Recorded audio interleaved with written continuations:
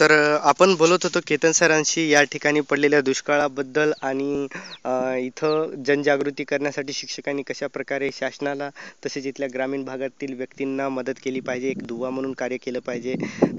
आपण केतन सरांना इथं बोलत आहोत त्याच्याविषयी थोडंसं म्हणजे आपण या कार्यक्रमाला पुढे नेऊया. या कार्यक्रमात मी प्रेक्षकांना सांगू इच्छितो की केतन सरांनी गावातल्या बऱ्याचशा गोष्टींना जागृती करण्याचा प्रयत्न केलेला आहे. तिथल्या लोकांना, तिथल्या गावातल्या सर्वसामान्य व्यक्तींना शासनाच्या बऱ्याचशा योजना ज्या आहेत ते कशा प्रकारे राबविता येतील किंवा कशा प्रकारे आपल्या गावात आणता येतील याबद्दल त्यांनी बऱ्याचशा गोष्टींना गावातल्या लोकांना सांगितलेलं आहे आणि त्याबद्दल बरीचशी म्हणजे सुधारणा झालेली आहे. तर आता शेवटचा प्रश्न मी केतन सरांना विचारू शकतो या कार्यक्रमाचा समारोप करत असताना की शिक्षणाबद्दल प्राथमिक शिक्षक जे आहे शिक्षण सेवक या पदाबद्दल महाराष्ट्रामध्ये आता जी उदासीनता निर्माण झालेली आहे किंवा जे कोणी आहे डी करून बरेचसे बसलेले बेकार लोक आहेत त्यांनी आता शिक्षण सेवकाकडे येण्याचा कल सोडून दिलेला आहे. वेगवेगळे व्यतिरिक्त जे काही पर्याय उपलब्ध आहेत नोकरीचे त्यांच्याकडे वळण्याचा प्रयत्न करत आहेत. याविषयी तुम्हाला काय वाटते की शिक्षकांनी शिक्षण पेशात यायला पाहिजे का नवीन व्यक्तींनी सध्याच्या परिस्थितीला पाहून का पर्यायी व्यवस्था त्यांनी शोधणं योग्य राहील? माझे महाराष्ट्रातील जे शिक्षण घेतलेले डी.एडचे विद्यार्थी आहेत त्यांना विनंती आहे, तुम्ही तुमच्यात उदासीनता आणू नका.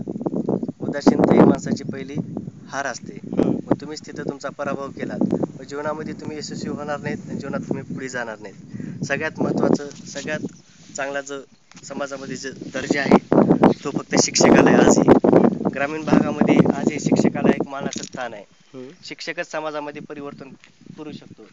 जे भारतामध्ये संशोधक झाले, राष्ट्रपती, पंतप्रधान, मुख्यमंत्री, कलेक्टर, तहसीलदार यांनी प्राथमिक शिक्षण घेतले. अगदी बरोबर. त्याला प्राथमिक शिक्षकाने शिकवले. त्यामुळेच ते आज मोठ्या पदावर आहेत. त्यामुळे प्राथमिक शिक्षक होण्याचा तुम्ही दृष्टिकोन अंगी बाळगा. ह्याच्यामध्ये एक वेगळंच समाधान आहे. तुम्ही पैशाचा मागं जाऊ नका. हे शिक्षण सेवक आज 3 वर्षासाठी 3,000 आता 6,000 झालेले आहे. जीवनामध्ये पैसा महत्त्वाचा नसतो. आत्मिक समाधान असणं आयुष्यामध्ये सगळ्यात महत्त्वाचं असतं. जर तुमच्या हृदयाला आपण जर विद्यार्थ्यांना शिकवलं, विद्यार्थ्याला काहीतरी आलं, त्यातच खरं मोठं यश आहे आणि तीच खरी आपली संपत्ती आहे. त्यामुळे परत तुम्ही आपल्या शिक्षण प्रवाहात शिक्षक व्हायचे स्वप्न अंगी बाळगा. ह्यात खरंच समाधान आहे मित्रांनो. मी आज एक शिक्षक आहे. जे आपल्याला समाधान मिळतं, आपल्याकडे 1,00,000 रुपये जरी दिलं आणि त्यापेक्षा माझा एक विद्यार्थी चांगल्या पदावर गेला त्याचं खरंच समाधान असतं. आता जो सध्या दुष्काळ आहे, मी त्या दुष्काळाबद्दल बोलू इच्छितो महाराष्ट्रातील लोकांना. त्या दुष्काळामध्ये सध्या मुख्यमंत्री सहायता निधी म्हणून लोक मदत करू लागले. माझी एक विनंती आहे, तुम्ही पैशाची मदत करू नका. फुल नाही फुलाची पाकळी म्हणून इथल्या लोकांना अन्न, धान्य, वस्त्र, लहान मुलासाठी वह्या, पेना अशी मदत करा. म्हणजे ते डायरेक्ट तिथल्या लोकांपाशी भेटेल. पैशाची मदत, पैशाने माणूस लाचार होतो. बरोबर आहे. पैशामुळे भ्रष्टाचार होतो. एखाद्यापाशी आपण मदत करतो ती तळागाळापर्यंत यायला उशीर लागतो. समजा आपण 10 किलोचा गहू दिलो, मग तो डायरेक्ट पार्सल होऊन तिथंच जाईल. ह्याच्यामध्ये माणूस जास्त अपेक्षा, जास्त भ्रष्टाचार करत नसतो. पण पैशामध्ये माणसाला खाणाखुणा कळतात, हातचे कळतात. मग त्याच्यामध्ये पैशाचा अपव्यय होऊ शकतो.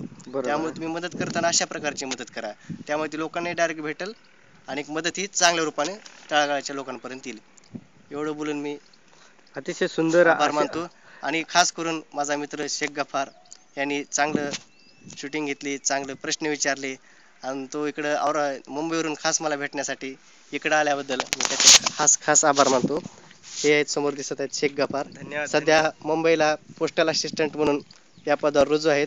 ते उत्कृष्ट प्रकारे त्यांनी 2 वर्ष पूर्ण केलेले आहेत. आज खास भेटण्यासाठी काल सकाळी माझ्या गावी म्हणजे शेलगावी आलेले आहेत. आज त्यांना मी डोंगरगाव इथे घेऊन आलेलो आहे. आता जराच वेळाने आम्ही फुलंब्री मार्गे औरंगाबादला जाणार आहे. अतिशय धन्यवाद. मित्रांनो, खूप छान वाटलं या गावाला येऊन.